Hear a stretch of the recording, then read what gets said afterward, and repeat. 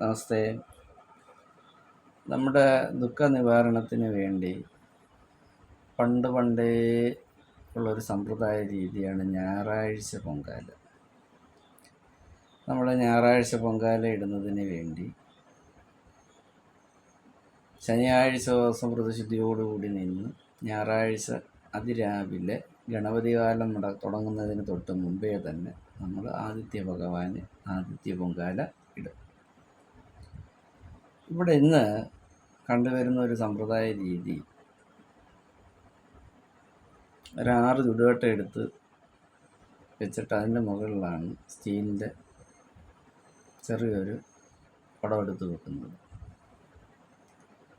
പണ്ടുള്ള രീതികളെന്ന് വെച്ചാൽ ഈ വസ്തുവിൻ്റെ മേൽമണ്ണൊന്ന് മാറ്റിയിട്ട് അത് നല്ല വൃത്തിയായിട്ടൊരു കുഴി എടുത്തിട്ട് ആ കുഴിക്ക് മേളിൽ ഓരോ കട്ട ഒരു 3 വെച്ചതിന് ശേഷം നല്ല മൺകലം അത് വെച്ചിട്ടാണ് പൊങ്കാല ഇടുന്നത്. അതും ഈ ചൂട്ടും കൊതുമ്പും ഇങ്ങനെയൊക്കെയുള്ള കൊച്ചു കാര്യങ്ങൾ വെച്ച്.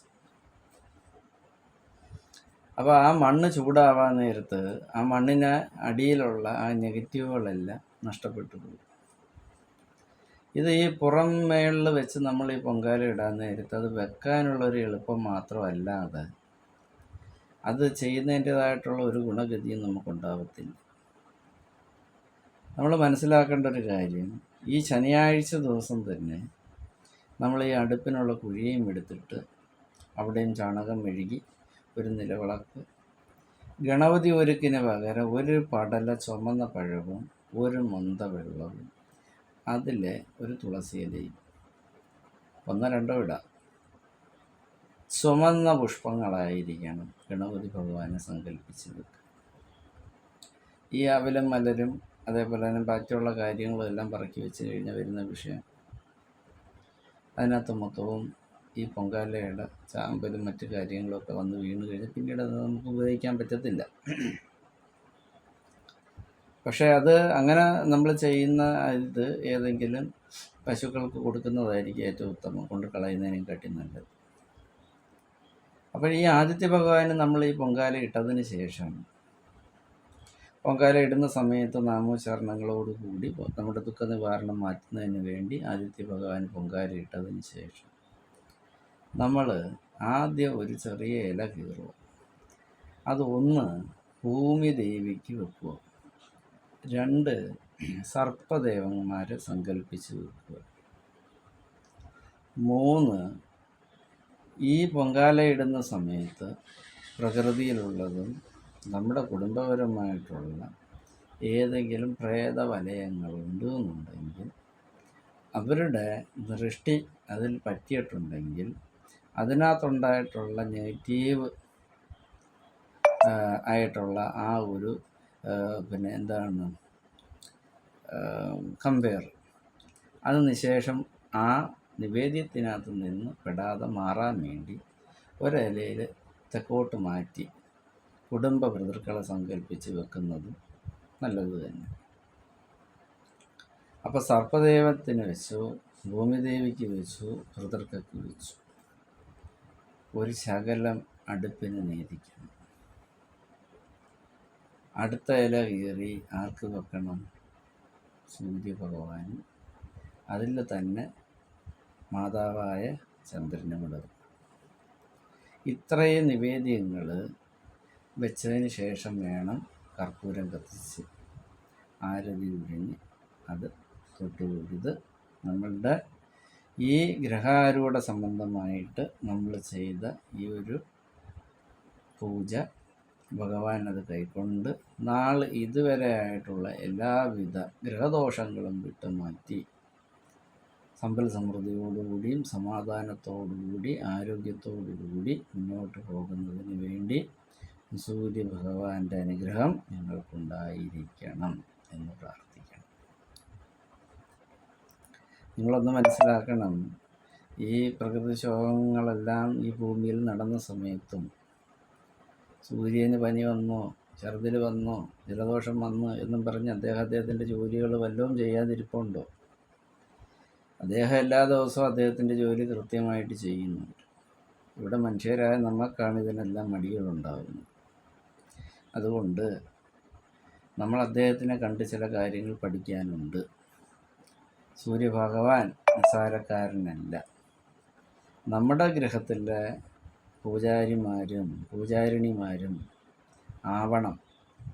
നമ്മൾ കുറേയൊക്കെ കാര്യങ്ങൾ നമ്മൾ മനസ്സിലാക്കി നമ്മുടെ ആരൂഢത്തിൽ നമ്മളുടെ കൈ കൊണ്ട് തന്നെ ചെയ്ത് മുമ്പോട്ട് പോകണം. അപ്പോഴാണ് അതിൻ്റെ ആ ബുദ്ധിമുട്ടുകളും കാര്യങ്ങളും നമ്മൾ മനസ്സിലാക്കി നമ്മളിപ്പോൾ ഈ പൂജകൾ പൈസ ചിലവാക്കി പൂജകൾ നടത്തിയിട്ട് ഇത്രയും രൂപ ചിലവാക്കി പൂജ നടത്തിയിട്ടൊന്നും ഒരു ഫലവും. ആ തിരുമേനി വന്ന് പൂജ നടത്തിയിട്ട് ഇങ്ങനെ ചെയ്തുകൊണ്ട് പോയി, ഈ തിരുമേനി വന്ന് കുറേ കുറ്റവും പറഞ്ഞു.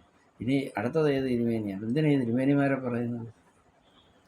അവരവർ പഠിച്ച് അവരവരുടെ സിദ്ധിയിൽ അവരവർ ജോലി ചെയ്യുന്നു. അവരെ പോയി വിളിച്ചോണ്ട് വന്ന് ചെയ്യിപ്പിച്ചിട്ട് അവർക്ക് പൈസയും കൊടുത്ത് വിട്ടിട്ട് പിന്നെ അവരെ ഇരുന്ന് കുറ്റം പറയും. അപ്പോൾ ഈ കുറ്റം പറയുന്ന ജനങ്ങൾ എന്ത് ചെയ്യണം? സ്വയം പൂജാരിയായി മാറണം. അപ്പോൾ അവർ ചെയ്യട്ടെ.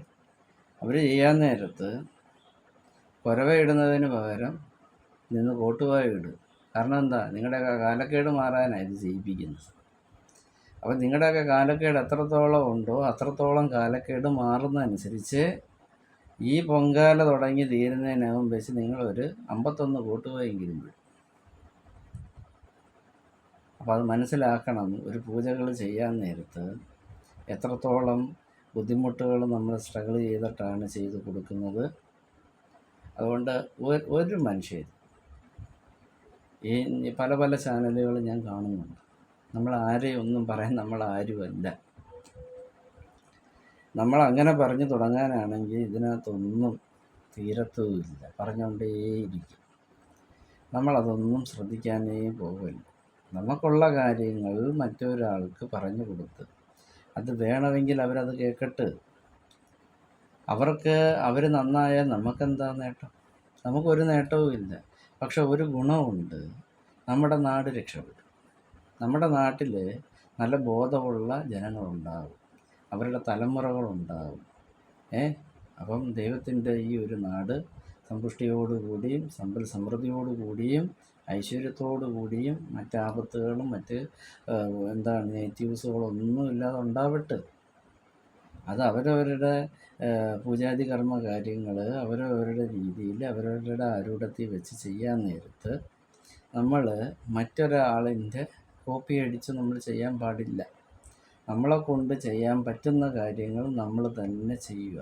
നമ്മളെ കൊണ്ട് പറ്റാതെ വരാൻ നേരത്ത് നമ്മളത് ഇത്തരം കർമ്മങ്ങൾ ചെയ്യുന്ന ആളുകളെ പോയി സമീപിച്ചിട്ട് അവരോട് ചോദിക്കുക. അവർ പറഞ്ഞു തരും എന്താണ് ഇനി അടുത്ത ഓപ്ഷൻ എന്നുള്ള കാര്യം.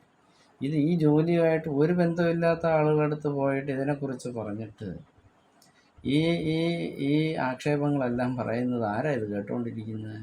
ഈശ്വരനാ. ആ ഈശ്വരൻ്റെ അടുത്താണ് മറുപക്ഷത്തൂടെ നിങ്ങൾ ചെന്നിട്ട് എന്നെ അനുഗ്രഹിക്കണമെന്ന് പറയും.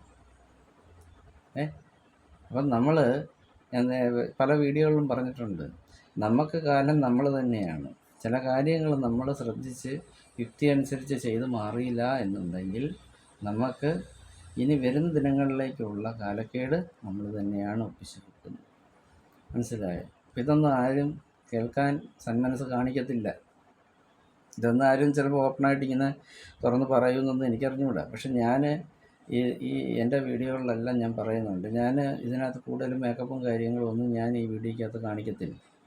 പെട്ടെന്ന് എനിക്ക് തോന്നാൻ നേരത്ത് അത് അത്തരം കാര്യങ്ങൾ അല്ലെങ്കിൽ എന്നെ വിളിച്ചാരെങ്കിലും എന്തെങ്കിലും ഇങ്ങനെ പറയുന്ന കൂട്ടത്തിൽ അവർക്കുണ്ടാകുന്ന വിഷമതകളോ മറ്റു കാര്യങ്ങളോ പറയാൻ നേരം അത് എൻ്റെ മനസ്സിൽ തോന്നും, എന്നാൽ ശരി, എന്നാൽ ഇതേപോലെ നമുക്ക് ഇനി വിഷമിക്കുന്ന ആളുകൾക്കും കൂടെ പറഞ്ഞു കൊടുക്കാം എന്നൊരു നല്ല കാര്യം മാത്രമേ ചിന്തിക്കുന്നുള്ളൂ. അതുകൊണ്ട് അതിൻ്റെ ബാക്ക്ഗ്രൗണ്ട് സെറ്റിങ്സ് ആയാലും മറ്റ് എഡിറ്റിംഗ് പ്രോബ്ലംസൊക്കെ ഈ വീഡിയോയ്ക്കകത്തൊക്കെ വന്നിട്ട് പോലും ഞാനത് വേറൊരാളിനെ സമീപിക്കാത്തതെന്ന് വെച്ചാൽ ഞാൻ പിന്നെ അയാളുടെ സൗകര്യത്തിന് നിൽക്കേണ്ടി വരും. അപ്പോൾ എനിക്ക് പറയാനുള്ള കാര്യങ്ങളൊന്നും പറയാൻ പറ്റുന്നില്ല.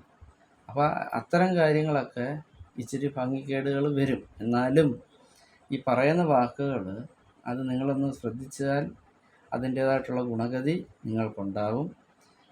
തീർച്ചയായിട്ടും എൻ്റെ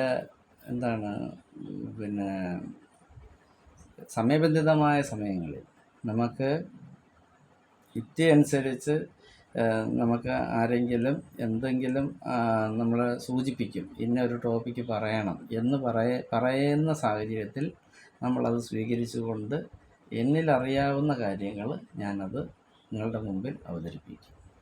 അപ്പോൾ ഈ ഒരു വിഷയം ഇന്ന് ഒരു ചർച്ചയാവേണ്ടതായിട്ട് വന്നു. അപ്പോൾ അങ്ങനെ അത് പറഞ്ഞപ്പോൾ അത് മനസ്സിൽ വെച്ചിരുന്നു. അതാണ് ഇപ്പോൾ ഈ ഒരു വീഡിയോ ചെയ്യാനുള്ള മെയിൻ കാരണം.